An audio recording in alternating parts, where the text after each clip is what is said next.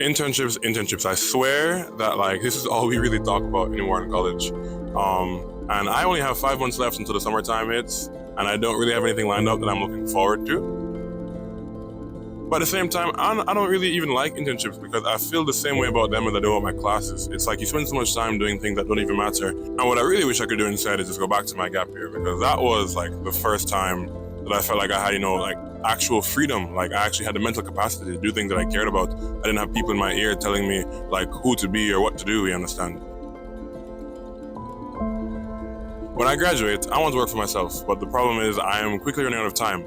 And the problem right now is I still currently have no time, like between classes and responsibilities, I'm just trying to do work. And then like, honestly, internships do pay well. Like I can't debate that argument.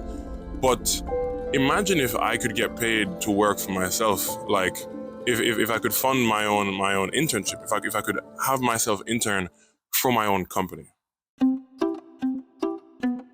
So here's my plan, and please leave a comment letting me know what you think about this idea, or you can offer your own, but I want to raise $10,000 to just work for myself next summer.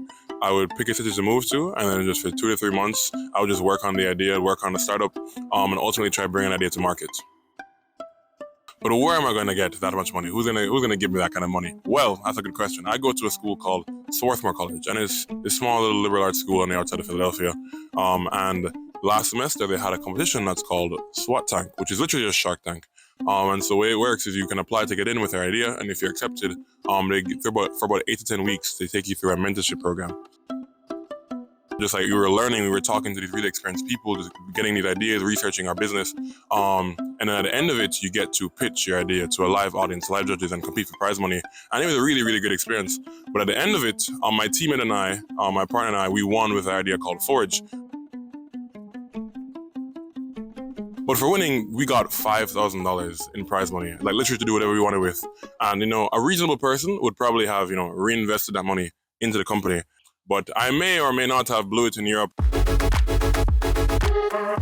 But either way, okay, that's kind of my plan. I want to find other competitions or other grants that I can apply for in order to get the money I need for the summer. But in order to build the next $1 million idea that I can pitch, for this money, I'm going to need to reuse all of the strategies that I learned while participating in SWAT Tank. And so I actually wanted to share some of those with you.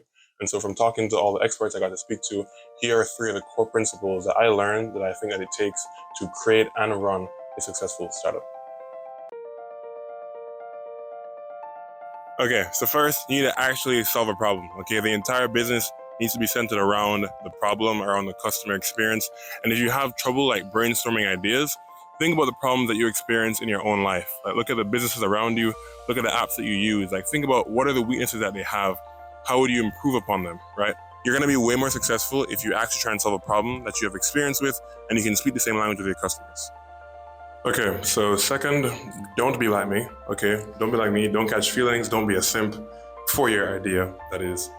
Basically, what you want doesn't matter, okay? The only thing that matters is what the customer wants, okay?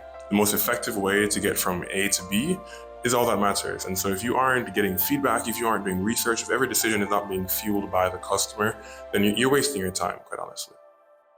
Third, get stuff done, okay? I love the line, no matter how much you think about it, it's not getting done. And I personally am a certified overthinker, so I have to be very diligent that I'm actually accomplishing real objectives and not spending, 5 hours designing a logo for a non-existent company. Hi, Dad.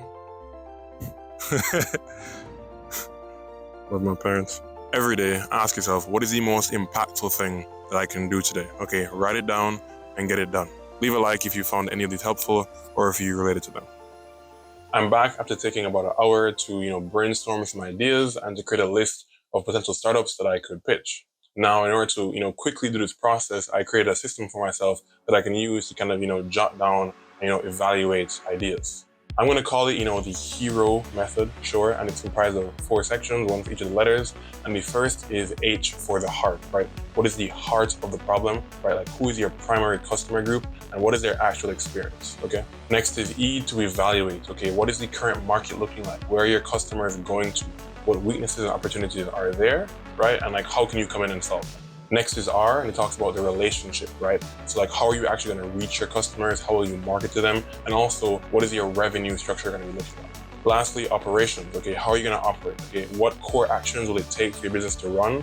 Right? How are you going to manage your costs? And lastly, what resources do you need to actually function? Now, if you check the description below, you're going to see a link to a Google Doc template, and you can just go on it and you can make a copy of it, and basically you can use the same strategy that I've listed out in order to start mapping out and brainstorming your own ideas.